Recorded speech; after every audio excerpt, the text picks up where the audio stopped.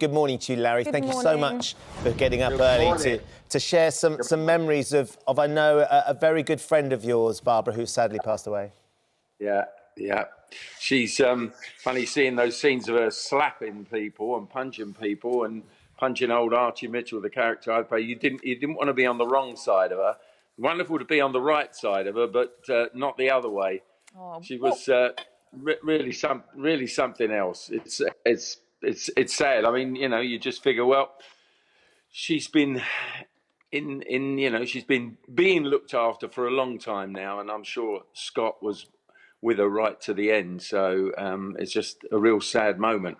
It is. I mean, it's been a difficult few years for them both, hasn't it? What are your special memories of her, Larry? I think the thing is, when I first met her, we had a lot of old friends in common, but we'd never actually met. And the first thing she said to me, "Oh, you're a bit tall, aren't you?" Never mind, we're all the same. We're all the same size lying down, dear. She was quite a character, I tell you, all the time. And within EastEnders, she was always like the head girl. She insisted on everybody got on and everybody did their work. Very professional actress. She was no messing around with her. Always on top of her lines and not very happy if other people weren't on top of their lines. A great influence of a lot of people, and for so many people, a major part of their life. I remember I took my two little daughters, very little daughters, to see her one day, and we were in her dressing room where she had this extraordinary display of all these glorious pairs of shoes that she had made for her, because I think she was size 1.5 or just about approaching 2. And of course, my little girls were absolutely fascinated by these shoes. And she said, "Yeah, go on, girls, take a pair each." Oh, amazing. Yeah. We've still got them. There they are, beautiful little shoes. That is amazing. What a lovely story. And I think the thing is that, how she was just shone, didn't it, on screen? So many viewers are getting in touch this morning with the fondness they had for her. They had that kind of affinity for her. I think, have we still got you, Larry? We just seem to have had a bit of a technical hitch there. Can you hear me? Yeah, I certainly can. Oh, you're still there. Good. I thought we'd lost you then. Yeah, I was just talking about the appeal that she had for viewers and how she just leapt out at the screen, and so many people getting in touch with I think we might be redialing, Larry, as we speak. Larry, can you hear us still? Trying to reconnect currently. I think... We'll keep going on that. Oh, yeah, he's back. He's back. Welcome back, Larry. I'm back. Good. I'm glad we've reconnected in that case. Still thinking about it. I think you've lost me. No. Oh, no. Oh, we go. We're not having much luck, are we, this morning? I think Barbara's having a little bit of fun somewhere else. Yeah, I think she's tittering on a damp cloud right now. She certainly is. Yeah. We'll get Larry back up and we can carry on talking, because I love the idea. Can you imagine his daughters going in and, of course, those shoes, tiny, tiny shoes, and her size saying, 1.5. take a pair of shoes. What a lovely story. We'll try and reconnect with Larry. I mean, lots of people have been getting in touch, putting their tributes from people that used to work with her in EastEnders. Fellow EastEnder Patsy Palmer has said how sad she was to hear about Dame Barbara Windsor passing. She said, "I'm thinking of the memories that we shared." Daniela Westbrook got in touch to say, "My heart is broken." David Walliams has been talking about how she was the unofficial Queen of England in his touching tribute. And Matt Lucas said everyone knew Barbara Windsor and everyone loved her. And I think that's the lovely thing, isn't it, that's coming across. That undoubtedly. All these amazing stories that are coming out about how, when people worked with her, what they thought of her, how she coped with everything that was thrown at her over the last few years with her battle with dementia. We've got Amir Khan is with us, Dr. Amir Khan is with us, of course, because the part of this that is hugely important, Amir, we can take away her legacy and what that means and all our fond memories. But those last few years, as Richard said, he interviewed her in 2016. She'd already had the diagnosis of Alzheimer's, and we know what a cruel condition it is. We've got to know Scott over the last few years very well indeed, and he's talked us through it. And they've been very open about sharing this journey that they've been on. And I don't think we can underestimate, and you will know better because you work in that medical profession, so you're working with families all the time that are going through this themselves, but just how important it is. I mean, we're talking a lot about public figures taking the vaccine for COVID and how that instills confidence in other people. But actually, when people we know very well share the struggle that they're going through with something as cruel as Alzheimer's, it has a huge impact, doesn't it, on the wider community? Yeah, absolutely. Morning, everyone. Barbara Windsor, amazing lady, did incredible work raising awareness for Alzheimer's dementia and highlighting how underfunded the care is and how people do struggle. To put it into context, about 1 in 14 people over the age of 65 suffer from Alzheimer's dementia, 1 in 6 over 80. Across the UK, that's 850,000 people with dementia. And she brought it to the forefront. She made it easier to talk about such a difficult condition to talk about, but she was really open and honest about it, which must have been so hard for her and her family. I do look after patients with dementia, and the effects it has on them, on their family, it's so hard. And I remember one case in particular when I was quite a new GP, actually. I went to visit a lady at home and her husband told me, because she was in the early stages of dementia, and at that point her memory fluctuated. So she'd be herself 1 minute, and then a few minutes later she'd forget a lot of things. And he told me, which broke my heart really. He said, it feels like I lose her every hour. It feels like a bereavement every hour. And it was such an emotional conversation.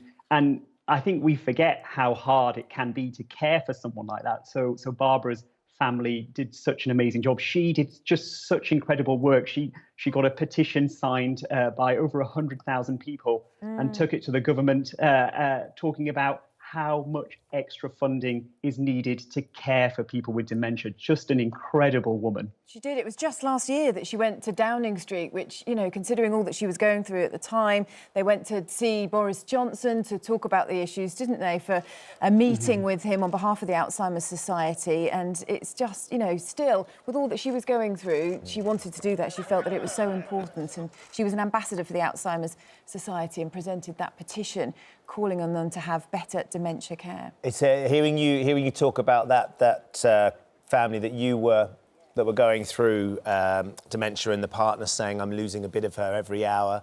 I remember, Richard, when Scott first said to us that Barbara's starting not to recognise me, and there are moments that she doesn't know who I am when I come into the room, and just how searingly painful and honest that was for him to be sharing such an emotional moment. How devastating that is.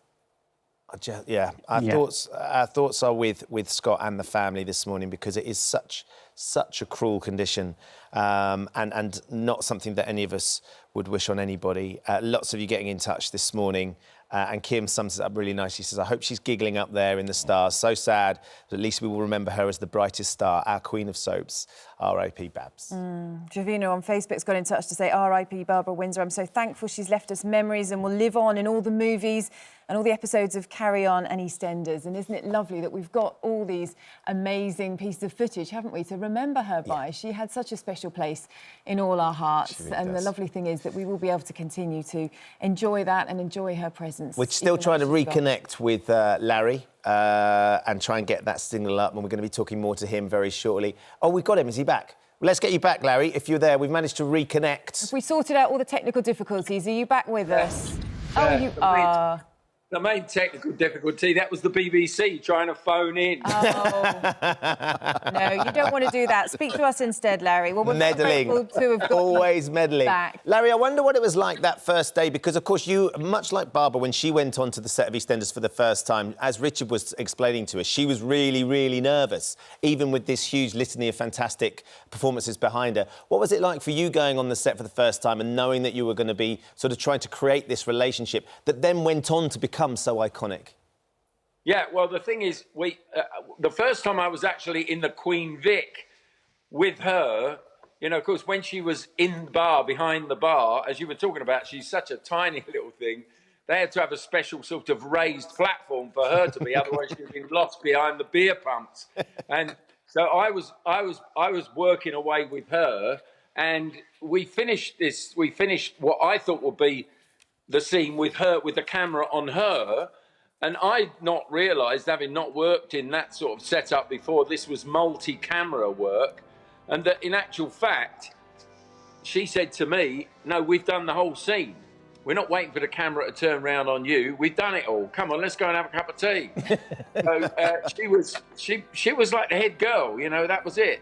She was something special in life, and particularly in Albert Square.